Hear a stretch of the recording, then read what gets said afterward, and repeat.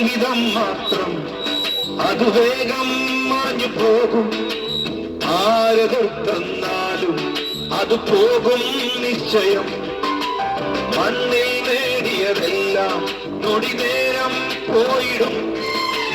കണ്ടിടും നാം പിന്നിൽ ദൂരെ ആദേശം. മണ്ണിൽ നേടിയതെല്ലാം നൊടി നേരം പോയിടും.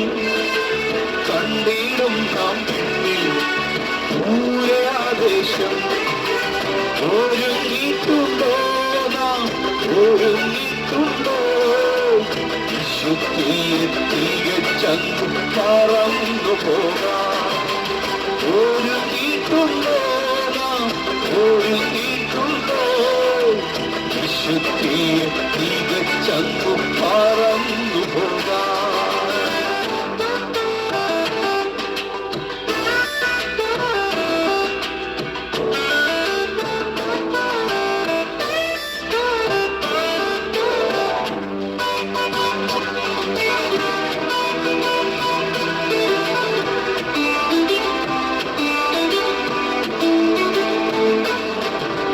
ധനസുഖമാനങ്ങളെല്ലാം താൽക്കാലികമെന്നതാ. കാലങ്ങളായി തേടും നിമിഷങ്ങളിൽ അത് പോകും. മണ്ണിൽ ജീവിതമെന്ന ലാഭം മാറടി മാത്രം. പ്രാണൻ ക്രിസ്തുവിനെന്ന മൺകൂടൊഴിയുന്നതു ലാഭം. മണ്ണിൽ ജീവിതമെന്നാൽ ലാഭം മാറടി മാത്രം. പ്രാണൻ ക്രിസ്തുവിനെന്നാൽ മൺകൂടൊഴിയുന്നതു ലാഭം. ഒരുങ്ങിയിട്ടുണ്ടോ നാം, ഒരുങ്ങിയിട്ടുണ്ടോ? തികച്ചങ്ങു പറന്നു പോകാം. ഒരുങ്ങിയിട്ടുണ്ടോ നാം, ഒരുങ്ങിയിട്ടുണ്ടോ? തികച്ചങ്ങു പറന്നു പോകാം.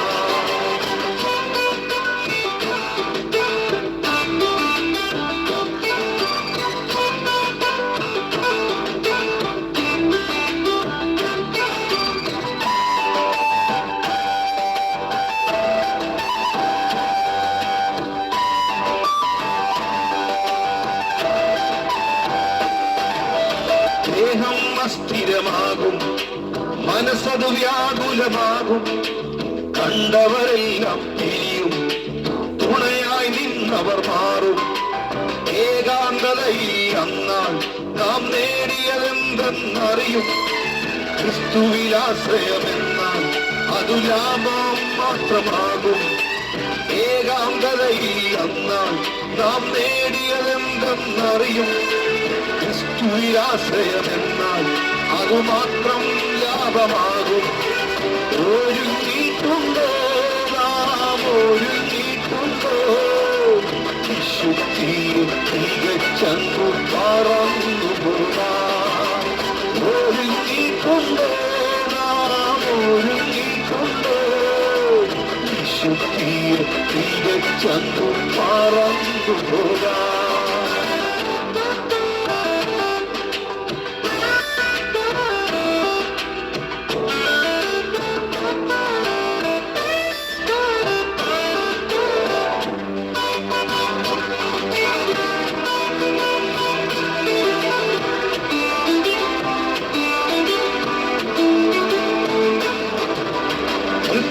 രൂപം നമ്മിൽ നിഴലായുണ്ടെന്നറിയാം.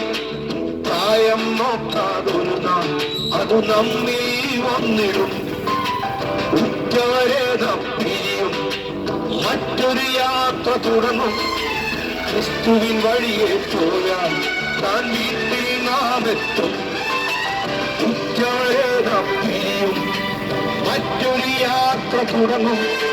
ക്രിസ്തുവിൻ വഴിയെ പോയാൽ താൻ വീട്ടിൽ നാം എത്തും. ഒരുങ്ങിയിട്ടുണ്ടോ നാം, ഒരുങ്ങിയിട്ടുണ്ടോ? തികച്ചങ്ങു പറന്നു പോകാം. ഒരുങ്ങിയിട്ടുണ്ടോ നാം, ഒരുങ്ങിയിട്ടുണ്ടോ? തികച്ചങ്ങു പറന്നു പോകാം. ഒരു ജീവിതം മാത്രം അത് വേഗം മാഞ്ഞു പോകും. ആര് തന്നാലും അത് പോകും നിശ്ചയം. മണ്ണിൽ നേടിയതെല്ലാം നൊടി നേരം പോയിടും. കണ്ടിടും നാം പിന്നെ ആവേശം. മണ്ണിൽ നേടിയതെല്ലാം നൊടി നേരം പോയിടും. കണ്ടിടും നാം പിന്നെ ആവേശം. ഒരുങ്ങിക്കൊണ്ടോ നാം ഒരുങ്ങിക്കൊണ്ടോ വിശുദ്ധിയിൽ തികച്ചങ്ങു പറന്നു പോകാം. ഒരുങ്ങിക്കൊണ്ടോ നാം ഒരുങ്ങിക്കൊണ്ടോ വിശുദ്ധിയിൽ തികച്ചങ്ങു പറന്നു പോകാം. ഒരുങ്ങിക്കൊണ്ടോ നാം ഒരുങ്ങിക്കൊണ്ടോ വിശുദ്ധിയിൽ തികച്ചങ്ങു പറന്നു പോകാം. ഒരുങ്ങിക്കൊണ്ടോ നാം ഒരുങ്ങിക്കൊണ്ടോ വിശുദ്ധിയിൽ തികച്ചങ്ങു പറന്നു പോകാം. കർത്താവിന്റെ ധന്യമായിരിക്കുന്ന നാമം വാഴ്ത്തപ്പെടുമാറാകട്ടെ. ഈ ശബ്ദപരിധിയിൽ ഞങ്ങളെ ശ്രമിച്ചുകൊണ്ടിരിക്കുന്ന മാന്യ ശ്രോതാക്കൾക്ക് വേഗം ആഗമനം ചെയ്യുവാൻ പോകുന്ന യേശു ക്രിസ്തുവിന്റെ നാമത്തിലുള്ള സ്നേഹവും വന്ദനവും പ്രാരംഭത്തിൽ അറിയിക്കുന്നു. ഈ പ്രഭാതത്തിൽ ഈ ദേശത്ത് കടന്നു വരുവാനും സുവിശേഷ സന്ദേശത്തിന് സാക്ഷ്യം വഹിപ്പാൻ ദൈവമൊരുക്കിയ വിലയേറിയ സന്ദർഭത്തെ ഓർത്ത് ഞാൻ ദൈവത്തിന് സ്തോത്രം ചെയ്യുന്നു, കർത്താവിനെ മഹത്വപ്പെടുത്തുന്നു. കൊറോണയ്ക്ക് ശേഷമായിട്ട് മനുഷ്യൻ ലോകത്തിൽ അഭിമുഖീകരിക്കുന്ന ഏറ്റവും വലിയ വെല്ലുവിളി ഏതാകുന്നു എന്ന് ചോദിച്ചു കഴിഞ്ഞാൽ ഈ കാലഘട്ടത്തിന്റെ വെല്ലുവിളിയായി തന്നെ നമുക്കതിനെ കാണുവാൻ സാധിക്കും. അത് മറ്റൊന്നുമല്ല, സമാധാന തകർച്ചയാണ്. ഈ കാലഘട്ടത്തിന്റെ ഒരു പ്രത്യേകത എന്ന് പറയുന്നത് മനുഷ്യൻ പുരോഗമന പാതയിൽ സഞ്ചരിച്ചു കൊണ്ടിരിക്കുന്ന ഒരു കാലഘട്ടമാണിത്. ശാസ്ത്ര സാങ്കേതിക വിദ്യകളിൽ വലിയ നേട്ടങ്ങൾ കൈവരിച്ച് വളർച്ചയുടെ മുൾമുനയിൽ മനുഷ്യൻ എത്തി നിൽക്കുന്ന ഒരു ഹൈടെക് യുഗത്തിൽ ഞാനും നിങ്ങളും ആയിരിക്കുന്നു, നാം ഓരോരുത്തരും ആയിരിക്കുന്നു. എന്നാൽ ഈ കാലഘട്ടത്തിന്റെ വെല്ലുവിളി എന്ന് പറയുന്നത് ഒരു സമാധാന തകർച്ചയാകുന്നു. ഒരു ഭാഗത്ത് മനുഷ്യൻ പുരോഗമനത്തിന്റെ പാതയിൽ സഞ്ചരിച്ചു കൊണ്ടിരിക്കുമ്പോൾ മറുഭാഗത്തേക്ക് നോക്കുകയാണെങ്കിൽ മദ്യം, മയക്കുമരുന്ന് തുടങ്ങിയ സാമൂഹിക തിന്മകൾ ലോകത്തിൽ പെരുകി വർദ്ധിക്കുന്ന ഒരു കാഴ്ച നാം കണ്ടുകൊണ്ടിരിക്കുന്നു. അപ്പോൾ തന്നെ അധാർമിക പ്രവർത്തനങ്ങൾ സമൂഹത്തിൽ വർദ്ധിച്ചുകൊണ്ടിരിക്കുകയാണ്. പ്രായഭേദമന്യേ, സ്ത്രീ പുരുഷ ഭേദമന്യേ മനുഷ്യൻ ക്രൂരമായിരിക്കുന്ന പീഡനങ്ങൾക്ക് ഇരയാക്കപ്പെട്ടുകൊണ്ടിരിക്കുന്ന ഒരു വലിയ കാലഘട്ടം, ഒരു അധപ്പതന ഒരു കാലഘട്ടത്തിലേക്ക് നാം എത്തപ്പെട്ടിരിക്കുന്നു.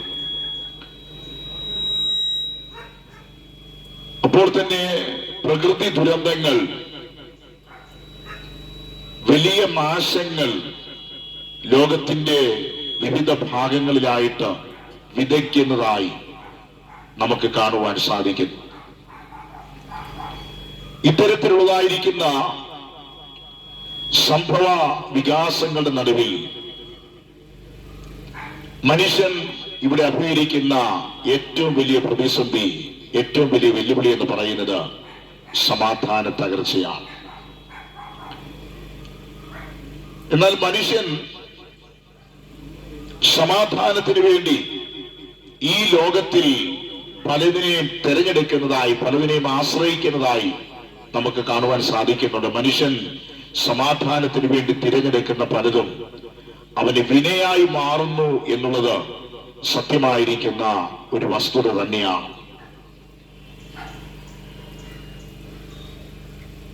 ചില മദ്യപിക്കുന്ന വ്യക്തികളോട് ചോദിക്കുകയാണെങ്കിൽ എന്തുകൊണ്ടാണ് താങ്കൾ മദ്യപിക്കുന്നത് എന്ന് ചോദിച്ചു കഴിഞ്ഞാൽ ചിലര് അതിന് നൽകി തരുന്ന മറുപടി ഒരു സമാധാനത്തിന് വേണ്ടിയാണ്, സന്തോഷത്തിന് വേണ്ടിയാണ് ഞങ്ങൾ മദ്യപിക്കുന്നത് എന്നാകുന്നു.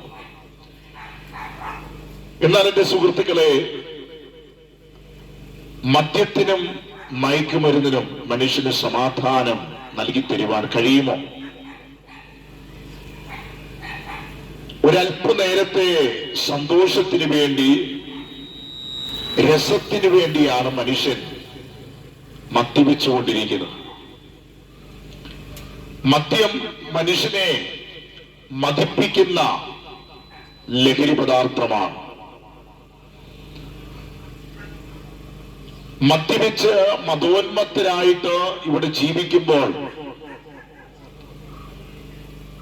ഒരു കാര്യം ചിന്തിക്കേണ്ടതായിട്ടുണ്ട്. ഒടുക്കം ഇത് ജീവിതത്തിൽ സമ്മാനിക്കുന്നത് കടുത്ത മാനസിക സമ്മർദ്ദവും നിരാശയും അസമാധാനവും ആയിരിക്കും. സമാധാനത്തിന് വേണ്ടി, സന്തോഷത്തിന് വേണ്ടി മദ്യം, മയക്കുമരുന്ന് പോലെയുള്ള സാമൂഹിക തിന്മകളിലേക്ക് ആശ്രയിക്കുന്ന, ഇതുപോലെയുള്ളതായിരിക്കുന്ന സാമൂഹ്യ തിന്മകൾ തിരഞ്ഞെടുക്കുന്ന ഒരു വിഭാഗത്തെ നമുക്ക് ഈ സമൂഹത്തിൽ കാണുവാൻ സാധിക്കുന്നു. എന്നാൽ മനുഷ്യൻ സമാധാനത്തിന് വേണ്ടി ഇവിടെ തിരഞ്ഞെടുക്കുന്ന, ആശ്രയിക്കുന്ന പലതും അവന് വിനയായി മാറിക്കൊണ്ടിരിക്കുന്നു. അതൊരു യാഥാർത്ഥ്യമായിരിക്കുന്ന വസ്തുതയാണ്, തള്ളിക്കളയാനാവാത്ത ഒരു വസ്തുതയാണ്. എന്നാൽ മദ്യത്തിന് തരുവാൻ കഴിയാത്ത, മയക്കുമരുന്നിന് തരുവാൻ കഴിയാത്ത, ലോകത്തിനോ ലോകത്തിന്റെ സംവിധാനങ്ങൾക്കോ തരുവാൻ കഴിയാത്ത സമാധാനം സുവിശേഷത്തിന് നിങ്ങൾക്ക് നൽകി തരുവാൻ കഴിയും. യേശു ക്രിസ്തുവിന് നിങ്ങൾക്ക് നൽകി തരുവാൻ കഴിയും.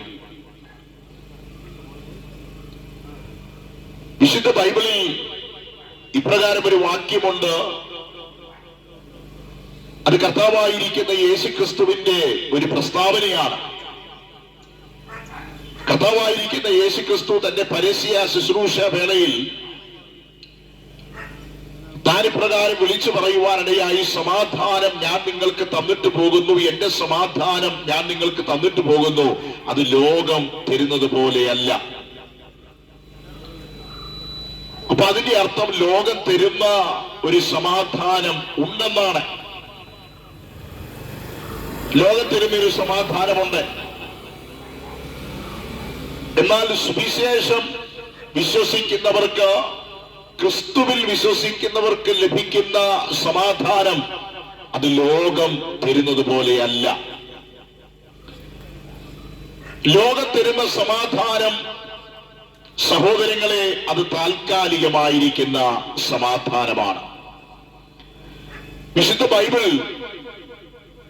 ഇപ്രകാരം പറയുന്നു, കാണുന്നതെല്ലാം താൽക്കാലികമാകുന്നു. ഈ ലോകത്തിൽ ഞാനും നിങ്ങളും കണ്ട് അനുഭവിക്കുന്നതെല്ലാം താൽക്കാലികമാകുന്നു എന്ന് വിശുദ്ധ ബൈബിൾ വളരെ വ്യക്തമായി പഠിപ്പിക്കുന്നു.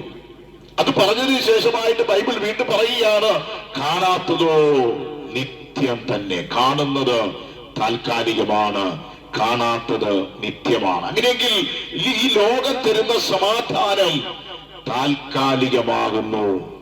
അത് പെട്ടെന്ന് തീർന്നു പോകുന്ന ഒരു സമാധാനമാകുന്നു. ലോകം തരുന്ന സമാധാനത്തിന് പരിധികളുണ്ട്, പരിമിതികളുണ്ട്.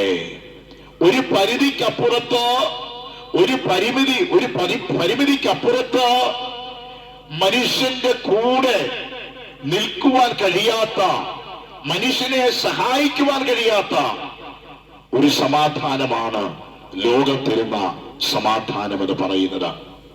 എന്നാൽ സുവിശേഷത്തിൽ വിശ്വസിക്കുന്നതിലൂടെ, യേശുക്രിസ്തുവിൽ വിശ്വസിക്കുന്നതിലൂടെ ഒരുവന് ലഭ്യമാകുന്ന സമാധാനം അത് നാം ഇന്ന് കാണുന്ന സമാധാനമല്ല, ലോകം തരുന്ന സമാധാനമല്ല. അത് കാണാത്ത സമാധാനമാണ്, അത് നിത്യമായിരിക്കുന്ന സമാധാനമാണ്, നിലനിൽക്കുന്ന സമാധാനമാണ്. ആ സമാധാനത്തിന് ഒരു പരിധിയില്ല, ഒരു പരിമിതിയില്ല. ഏത് സാഹചര്യത്തിലും തിരമാല പോലെ ജീവിതത്തിനെതിരെ അടിച്ചുയരുന്ന ഏത് വെല്ലുവിളിയുടെ നടുവിലും, ഏത് പ്രതിസന്ധിയുടെ നടുവിലും മനുഷ്യന് സഹായകമായി മാറുന്ന, മനുഷ്യന് ആശ്വാസകരമായി മാറുന്ന സമാധാനമാണ് സുവിശേഷത്തിലൂടെ ലഭ്യമാകുന്ന, ക്രിസ്തുവിലൂടെ ലഭ്യമാകുന്ന സമാധാനം എന്ന് പറയുന്നത്. അത് ഈ ലോകത്തിൽ ആശ്രയിച്ചാൽ ലഭിക്കത്തില്ല. ലോകത്തിന്റെ സംവിധാനങ്ങളുടെ പിറകെ പോയാൽ ഈ സമാധാനം ലഭിക്കത്തില്ല. മദ്യം, മയക്കുമരുന്ന് തുടങ്ങിയ സാമൂഹിക തിന്മകളുടെ പിന്നാലെ പോയാൽ ഈ സമാധാനം നിങ്ങൾക്ക് കിട്ടത്തില്ല. ഈ ലോകത്തിന്റെ ഒരറ്റം മുതൽ മറ്റേ അറ്റം വരെ നിങ്ങൾക്ക് സഞ്ചരിക്കുവാൻ കഴിഞ്ഞാലും ഈ സമാധാനം നിങ്ങൾക്ക് അനുഭവിക്കുവാൻ കഴിയത്തില്ല. സമാധാനത്തിന് വേണ്ടി നിങ്ങൾ ഈ ലോകത്തിൽ കണ്ടെത്തിയിരിക്കുന്ന ആ ഉപാധികൾക്കൊന്നും ഈ ദൈവികമായിരിക്കുന്ന സമാധാനത്തെ നിങ്ങളുടെ ജീവിതത്തിൽ നൽകിത്തരുവാൻ കഴിയത്തില്ല. വാസ്തവത്തിൽ ഞാൻ തരുന്ന സമാധാനമെന്ന് യേശു ഇവിടെ പറഞ്ഞിരിക്കുന്ന സമാധാനം അത് ദൈവികമായിരിക്കുന്ന സമാധാനമാണ്. വിശുദ്ധ ബൈബിളിൽ ഈ സമാധാനത്തോടനുബന്ധപ്പെട്ട് ഒരു വാക്യം രേഖപ്പെടുത്തി വെച്ചിട്ടുണ്ട്. അതെങ്ങനെയാണ് ആ വാക്യം രേഖപ്പെടുത്തിയിരിക്കുന്നത്? ഇത് സകല ബുദ്ധിയെയും കവിയുന്ന ദൈവിക സമാധാനമാണ്. ഈ സകല ബുദ്ധിയെ കവിയുന്ന ദൈവിക സമാധാനം ജീവിതത്തിൽ അനുഭവിക്കണമെങ്കിൽ, ഇത് ജീവിതത്തിൽ സ്വായത്തമാക്കണമെങ്കിൽ അതിനൊറ്റ മാർഗം എന്ന് പറയുന്നത് ഇന്ന് പകൽക്കാലം ഞങ്ങൾ നിങ്ങളോട് അറിയിക്കുന്ന സുവിശേഷത്തിൽ വിശ്വസിക്കുക, കർത്താവായിരിക്കുന്ന യേശു ക്രിസ്തുവിൽ വിശ്വസിക്കുക. സുവിശേഷത്തിൽ വിശ്വസിക്കാത്തവർക്ക്, ക്രിസ്തുവിൽ വിശ്വസിക്കാത്തവർക്ക് യഥാർത്ഥമായിരിക്കുന്ന ദൈവിക സമാധാനം ജീവിതത്തിൽ അനുഭവിക്കുവാൻ കഴിയത്തില്ല. ഇത് വിശ്വസിക്കാത്തവർക്ക് ഇവിടെ അനുഭവിക്കുവാൻ കഴിയുന്നത് ലോകം തരുന്ന സമാധാനമാണ്. ക്ഷണികമായിരിക്കുന്ന, നിലനിൽക്കാത്ത, സർവ്വസാധാരണമായി മനുഷ്യരിൽ കാണപ്പെടുന്ന ആ ലോകം തരുന്നതായിരിക്കുന്ന സമാധാനം. ലോകം തരുന്ന സമാധാനത്തിന്റെ പ്രത്യേകത എന്തെന്ന് ചോദിച്ചു കഴിഞ്ഞാൽ, ജീവിതത്തിലെ നല്ല അനുഭവങ്ങളുടെ നടുവിൽ മാത്രം, നല്ല സാഹചര്യങ്ങളുടെ നടുവിൽ മാത്രം മനുഷ്യനിൽ വസിക്കുന്ന സമാധാനമാണ് ലോകം തരുന്ന സമാധാനം എന്ന് പറയുന്നത്.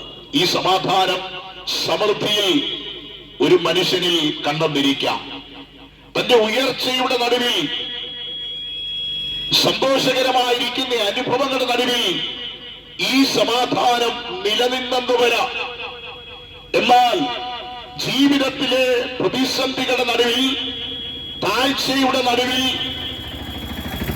ദുഃഖകരമായിരിക്കുന്ന, വേദനാജനകമായിരിക്കുന്ന സന്ദർഭങ്ങളുടെ നടുവിൽ ലോകം തരുന്ന സമാധാനത്തെ നമ്മുടെ ജീവിതത്തിൽ നമുക്ക് കാണുവാൻ കഴിയത്തില്ല. പ്രതിസന്ധികളുടെ നടുവിൽ മനുഷ്യനിൽ നിന്നും ഓടി ഒളിക്കുന്ന സമാധാനമാണ് ലോകം തരുന്ന സമാധാനം എന്ന് പറയുന്നത്. കാരണം ലോകം തരുന്ന സമാധാനത്തിന് ഒരു പരിധിയുണ്ട്, ഒരു പരിമിതിയുണ്ട്. ലോകം തരുന്ന സമാധാനത്തിന്റെ ഏറ്റവും വലിയ പരിധി ഏതെന്ന് ചോദിച്ചു കഴിഞ്ഞാൽ ഒരു മനുഷ്യന്റെ മരണമാണ്. ഒരു മനുഷ്യന്റെ ജീവിതത്തിന്റെ, അത് അവന്റെ ഒടുക്കമാകുന്ന ആ മരണം കൊണ്ട്, ശവക്കുഴി കൊണ്ട് അസ്തമിക്കുന്ന, തീർന്നു പോകുന്ന സമാധാനമാണ് ലോകം തരുന്ന സമാധാനം എന്ന് പറയുന്നത്. എന്നാൽ യേശു ക്രിസ്തുവിലൂടെ ലഭ്യമാകുന്ന, സുവിശേഷത്തിലുള്ള വിശ്വാസത്തിലൂടെ ലഭ്യമാകുന്ന ദൈവിക സമാധാനത്തിന്റെ വ്യത്യസ്തത, ദൈവിക സമാധാനത്തിന്റെ ശ്രേഷ്ഠത എന്തെന്ന് ചോദിച്ചാൽ അത് മറ്റൊന്നുമല്ല, ഇത് പരിധികൾ ഇല്ലാത്ത സമാധാനമാണ്, പരിമിതികൾ ഇല്ലാത്ത സമാധാനമാണ്, ഇത് നിത്യമായിരിക്കുന്ന സമാധാനമാണ്, ഇത് സ്വർഗീയമായിരിക്കുന്ന സമാധാനമാണ്, ഇത് സകല ബുദ്ധിയെ കവിയുന്ന ദൈവികമായിരിക്കുന്ന സമാധാനമാണ്.